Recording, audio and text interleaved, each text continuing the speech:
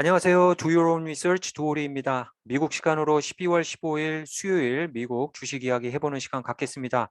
오늘은 뭐 아시다시피 미 연준이 FOMC 미팅 이후에 제롬 파웰의 발표와 질문을 받는 시간이 있었죠.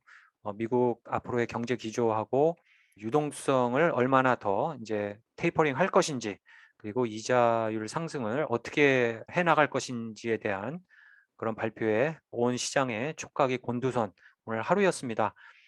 뭐 결과적으로는 제롬 파웰 의장의 발표 이후에 시장이 환영하는 분위기고요. 그것 때문에 하락하던 주식시장이 크게 반등하는 모습을 보인 하루였습니다. 지난 12월 5일 날 오늘 미팅 발표에 대한 어떤 우려를 나타내는 그런 방송을 했었는데요.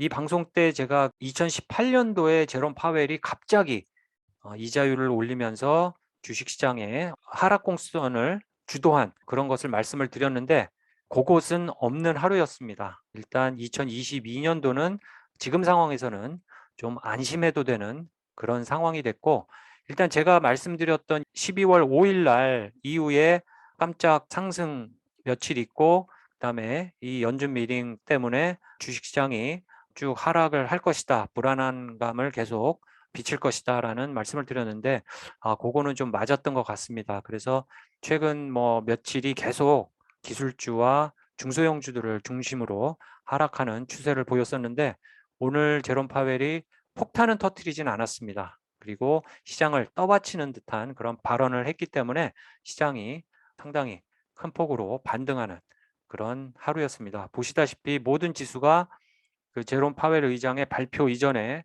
하락 곡선을 그리는 불안한 상태로 장을 시작을 했고요. 특히 중소형주가 모여있는 러셀 2000은 더 그것이 심했었죠. 그러다가 발표 이후에 상당히 큰 폭으로 반등을 했습니다. 그 이유는 뭐 아시다시피 일단 테이퍼링은 좀 더 빠르게 진행을 한다고 얘기를 했어요. 근데 그것은 그 전부터 예측을 한 상황이었습니다. 어느 정도 예측을 했어요. 한 반으로 줄여서 테이퍼링을 한다고 했습니다. 그것은 스틸 돈을 푼다는 얘기죠. 그 전보다는 적게 풀지만 그래도 돈을 계속 풀겠다는 얘기를 하는 것이고요.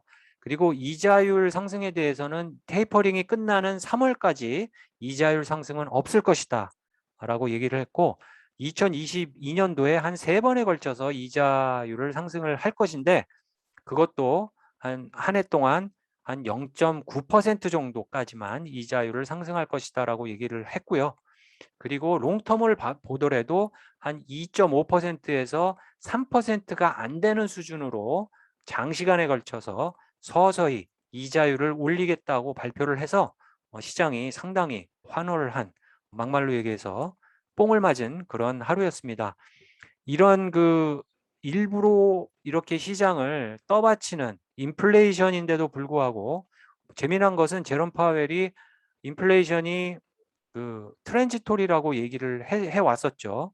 변한 과정에서 잠깐 있는 인플레이션이다라고 계속 얘기를 해왔는데, 그 기조는 바꾼 것은 사실입니다만은 아직까지도 롱텀을 봤을 때 공급망 발을내기 완화가 되면 그 인플레이션 기조도 금방 꺾일 것이다라고 얘기를 해서, 인플레이션이 그렇게 크게 프라브럼은 아니다라고 지금 얘기를 하고 있는 상황입니다.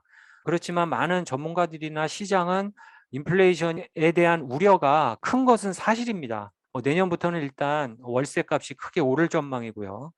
인건비 같은 것도 크게 오를 전망이기 때문에 인플레이션이 상당히 시장에 악재로 계속 남을 것은 분명한데, 지금 상황까지는 연준은 인플레이션이 지금 프라브럼이기는 하지만 그래도 쉽게 거칠 수 있을 것이다라고 이 시장을 안심시키는 분위기입니다.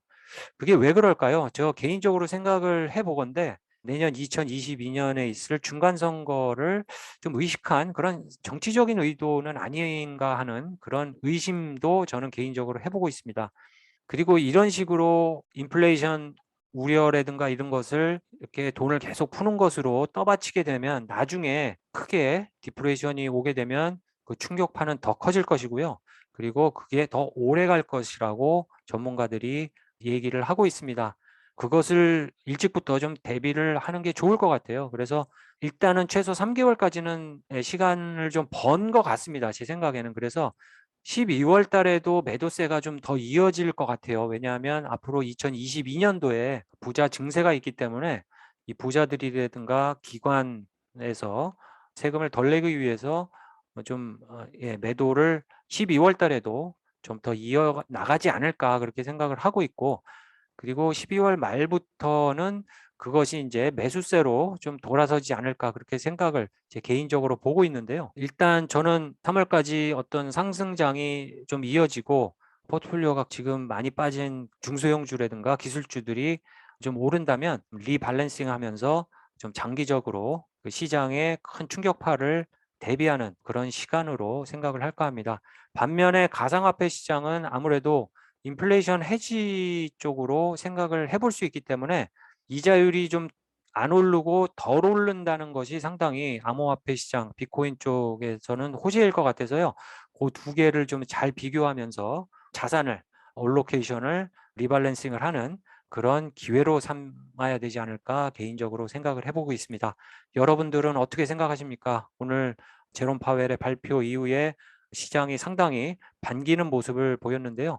이 반기는 모습이 2022년도에도 계속될지 아니면은 여러분들은 또 다른 생각을 갖고 계실지 여러분들 의견 공유 부탁드리면서 오늘 방송 마치겠습니다. 감사합니다.